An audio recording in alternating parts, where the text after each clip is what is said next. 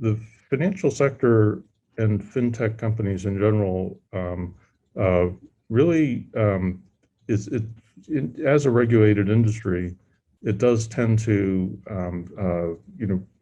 develop in the form of silos or really heavily segmented lines of business, and the traditional financial institutions really operate in a very sort of regulated bubble where they're somewhat constrained in their creativity, whereas startups tend to approach problems and solve the problems in ways that perhaps regulators hadn't anticipated. And the maxim of don't worry about the rules and apologize later holds true. Companies, I think especially the neobanks, jumped in and really formed partnerships with established banks to create new consumer experiences that I think really weren't imagined by the regulators. And to some extent, regulators catch up and will adjust things. And companies, once they're established, they're able to navigate those rules well. But I think that's one example. Also in the payment space, you really see companies solving problems and gaps and taking creative payment solutions that were missing and applying them in new ways that weren't anticipated in the past. And there's a big first mover advantage in the payments world, because whoever builds the gateway and gets the volume can improve their margins. And if you can be the first to do that, you really have a big advantage there. Financial institutions, traditional institutions, in many ways have executed business plans, that were developed decades ago, and in part because of the, I think a culture built around avoiding risk. They have actually a lot of sort of antibodies to innovation is the best way to describe it. It's very hard for them to undertake new initiatives, especially when you're talking about the top 5 or top 10 financials in the U.S. Any innovation initiative has many hoops to jump through in order to see the light of day. And it just means that they're slower, they're bigger, and they're slower. And I think that creates enormous opportunity for startups to fill gaps in the marketplace and to react. The entire world of crypto is a good example, cryptocurrency, where really traditional institutions are just now looking at how they can somehow embrace or react to what's gone on, in the cryptocurrency world, and it's arguably $1 trillion, too late, because there was so much value creation, outside of the traditional lines of the financial business. So I think it's in general, that state of the world is a good state, for innovative startups that are, breaking the rules and apologizing later or creating new rules. And you can't count on that being the case forever, because established companies, certainly will ultimately react if a competitor is taking a chunk out of their business.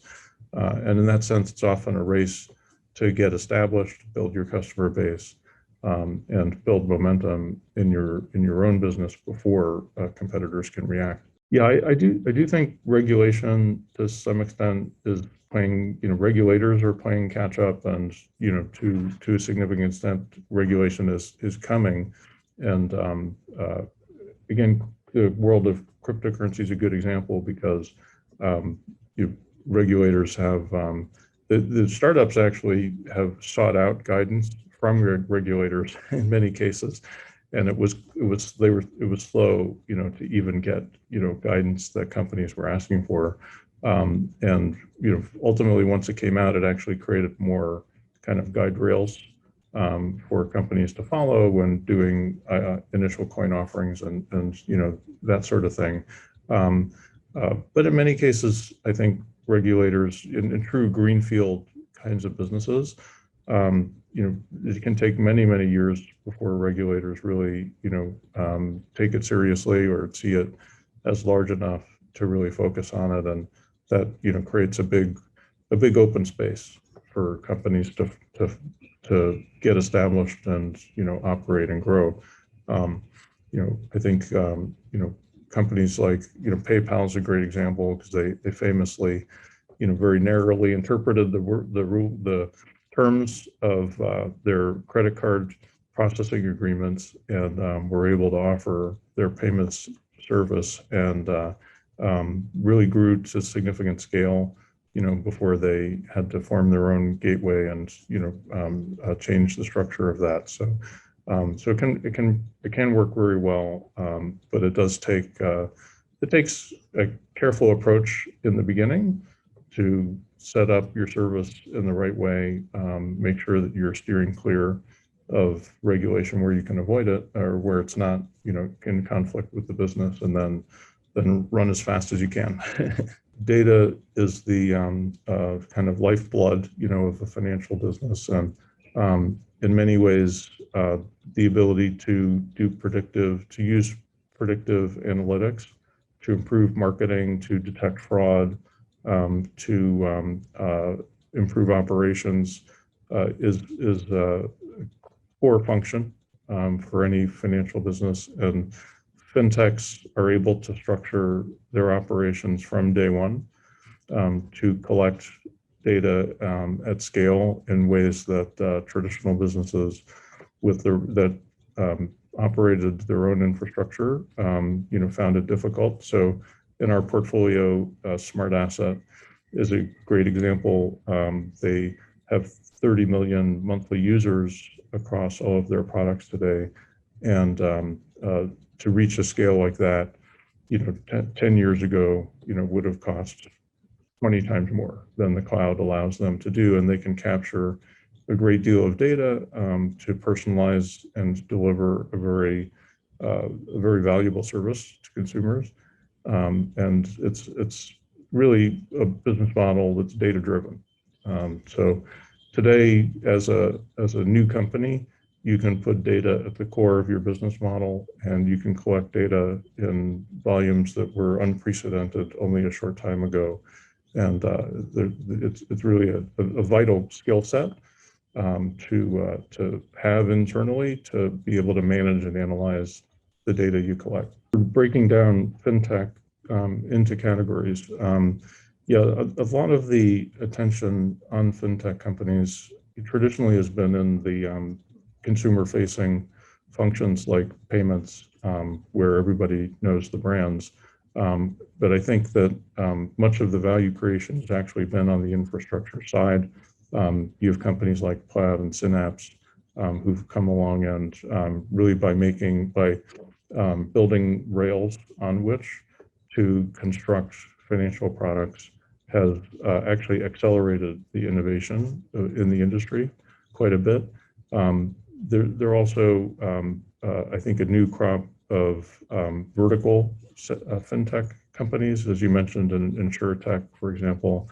mBroker and Lemonade are great examples of innovation in that arena. And insurance actually, is a sector that's been resistant to innovation in the past, and I think it's one of the last bastions of modernization.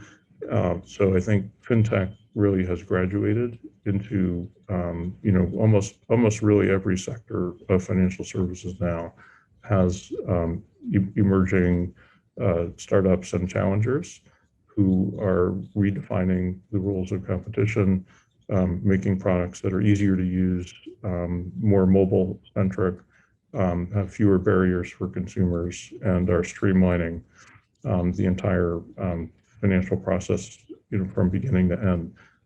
So it's good news for consumers.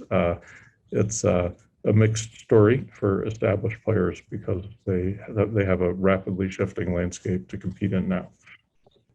Speaking from the perspective of the disruptor side of things, I would say don't underestimate your competition. Plan for established players to respond in some fashion. If they're paying attention, then they will respond. Eventually, it may take them time, but they will respond.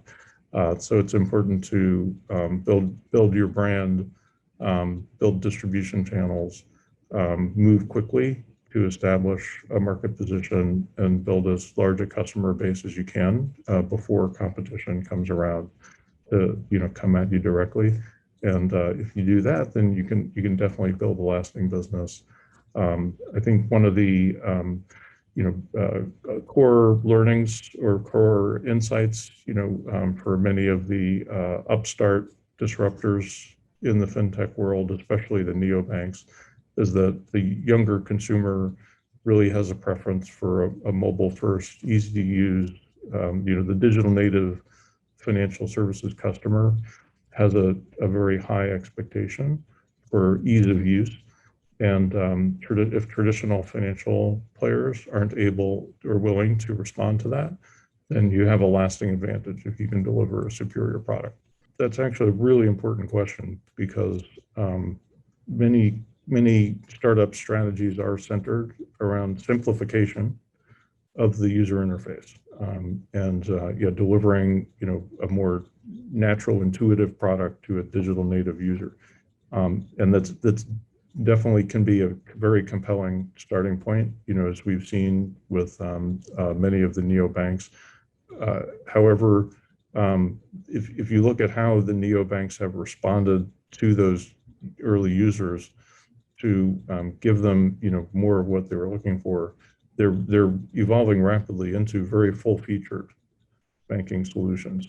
And I do think that the consumer expectation will be that they can spend and save and invest and transfer and plan and insure and do everything they need to do from one interface or the few interfaces that they prefer. So I do believe that the services stacks are going to deepen, and that that ability to deliver full-featured, full capability products to a consumer are going to be vital. And to do that without making the products too complicated is really the challenge. And probably the biggest challenges for any consumer-facing fintech going forward.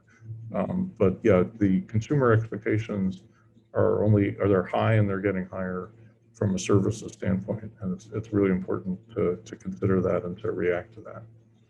The future definitely, is likely to have a lot of, in many ways, consolidation.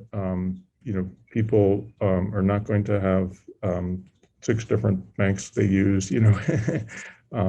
So I think that's it's for that reason it's very important for startups to think about who's their core user and who's the user that will be with them for a lifetime, and really make sure you're servicing that user in a way that no one can beat.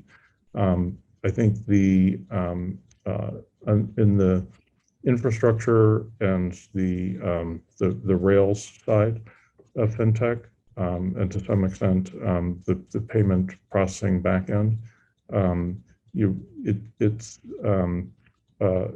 I think that increasingly it will look a bit more like the infrastructure world in enterprise technology, where the preferences for elegant technological solutions and the solutions that have the best access and acceptance among developers really start to take the fore.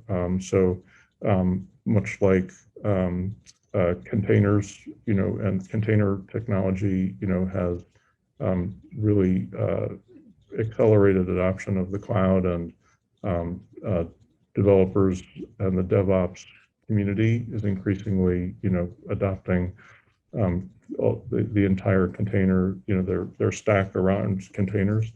I can imagine that fintech on the back end will follow a similar path where increasingly choices are made around flavors of technology that developers are comfortable with, and a little bit less around brands and services.